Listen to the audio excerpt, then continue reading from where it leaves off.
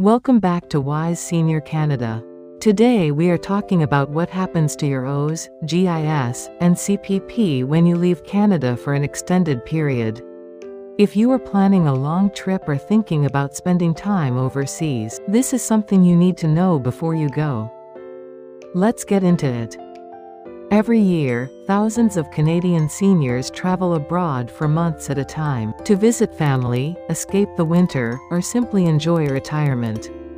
But many are shocked to discover that their government benefits do not automatically follow them. The rules depend on which benefit you receive and how long you have lived in Canada. Let's break it down one by one. First, let's talk about O's. Whether you can receive O's outside Canada depends on how many years you lived in Canada after the age of 18. If you lived in Canada for at least 20 years after turning 18, you can receive your O's pension anywhere in the world, for as long as you live. There is no 6-month limit for you. But if you lived in Canada for less than 20 years after age 18, the rules are stricter. Your O's payments will continue for 6 months after the month you leave Canada. After that, they stop until you return. For example, if you leave in February, you will be paid through August. Payments stop in September and resume when you come back. Now for GIS, the Guaranteed Income Supplement. This one has the strictest rule of all. GIS is a benefit designed specifically for low-income seniors who live in Canada. If you leave Canada for more than 6 consecutive months, your GIS payments stop. No exceptions. This applies even if you qualify to receive O's while living abroad. Here is something many seniors do not realize about GIS. It is not just about counting days. Service Canada looks at whether Canada is truly your primary home.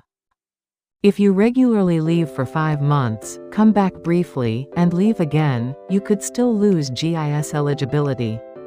The government may determine that Canada is no longer your primary residence. What about CPP? This is the good news. The Canada Pension Plan is a contributory benefit based on what you paid into the system during your working years.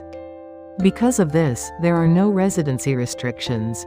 You can receive CPP anywhere in the world, for the rest of your life, regardless of how long you are outside Canada. Before you leave Canada for more than 6 months, you must contact Service Canada. Call 1-800-277-9914 and provide your departure date and your planned return date. Do not wait until you are already abroad. Notifying them in advance helps avoid overpayments, which you would be required to pay back. Giving false or incomplete information can also result in penalties. When you return to Canada, your benefits do not restart automatically. You must contact Service Canada again to have your GIS and O's reinstated. Payments will resume in the month you return and notify them. Do not assume they will restart on their own. One more important point about taxes.